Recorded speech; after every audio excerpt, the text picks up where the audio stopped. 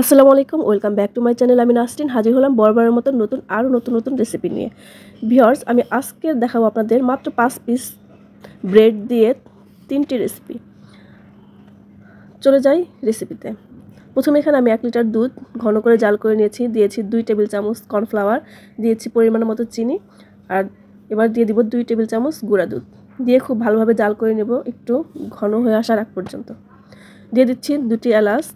দেখতে পাচ্ছেন ভিউয়ার্স, দুধের লিকুইডটা একদম ঘন হয়ে যাচ্ছে। এ পর্যায়ে হচ্ছে আমি চুলাটা বন্ধ করে দেব, বন্ধ করে ঠান্ডা হতে দেব। আর এখানে হচ্ছে আমি নিয়েছি 5 পিস ব্রেডের যে চারপাশের অংশটা আছে সেটাকে আমি কেটে নিচ্ছি। আমি এই ব্রেডের যে চারপাশের অংশটা সেটা দিয়েও একটা রেসিপি তৈরি করব, অবশ্যই ভিডিওটি প্রথম থেকে শেষ পর্যন্ত দেখবেন। এখানে কিছু বাদাম কুচি করে নিচ্ছি। বাদামটা আপনারা অপশনাল, বাদামটা আপনারা রাখতেও পারেন, নাও রাখতে পারেন।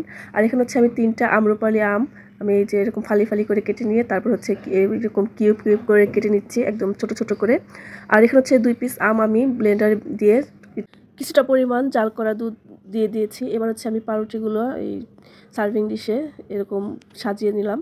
যেহেতু আমি ছোট একটা সার্ভিং ডিশ নিয়েছি, প্রথমে পাউরুটি দিয়ে লিকুইড দুধ দিয়ে তারপর হচ্ছে লিকুইড আম দিয়ে আবার কিউব কিউব করে কেটে রাখা আম আর বাদাম দিয়ে আমি আবারও পাউরুটি দিলাম, দিয়ে আবারও দুধের মিশ্রণ, তারপর হচ্ছে আমের মিশ্রণ আর কিউব কিউব করে কাটা আম দিয়ে আমি হচ্ছে তো আবার একটুখানি দুধ দিয়ে কাঠি দিয়ে একটু নাড়াচাড়া করে দিলাম একটু দেখার সৌন্দর্যের জন্য। উপরে হচ্ছে আমি একটু বাদাম কুচি দিয়ে দিলাম। আর এখানে হচ্ছে আমি যে ব্রেডের যে সাইডের অংশগুলো সেই অংশগুলো দিয়ে দেখতে পাচ্ছেন খুব সুন্দর একটা ডেজার্ট তৈরি করে নিচ্ছি। আমের যে সাইডের অংশ সেই সাইডের অংশটা দিয়েও আমি হচ্ছে এই ডেজার্টটা তৈরি করে নিচ্ছি। বেঁচে যাওয়া জিনিসগুলো দিয়ে ভাবলাম যে নতুন একটা রেসিপি তৈরি করে ফেলি। যাই হোক ভিউয়ার্স, আমার মানে এই তো দেখতে পাচ্ছেন যে লিকুইডটা বেঁচে গিয়েছিল।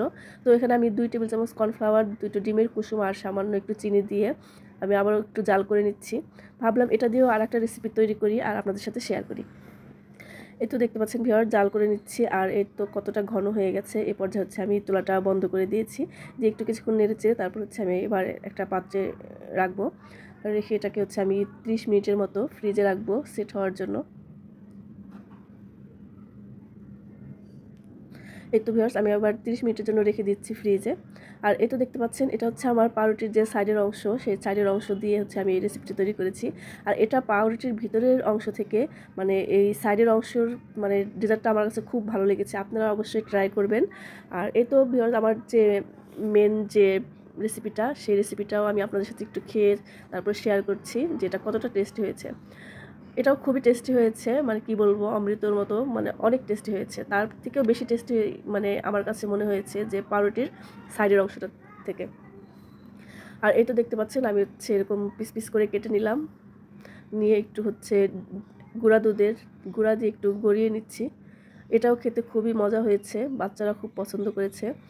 আপনারা মানে খুব অল্প সময়ে যদি কোনো রেসিপি তৈরি করতে চান, মেহমান আসলে নাস্তার আইটেম, এই রেসিপিগুলো আপনারা তৈরি করে নিতে পারেন খুব সহজে।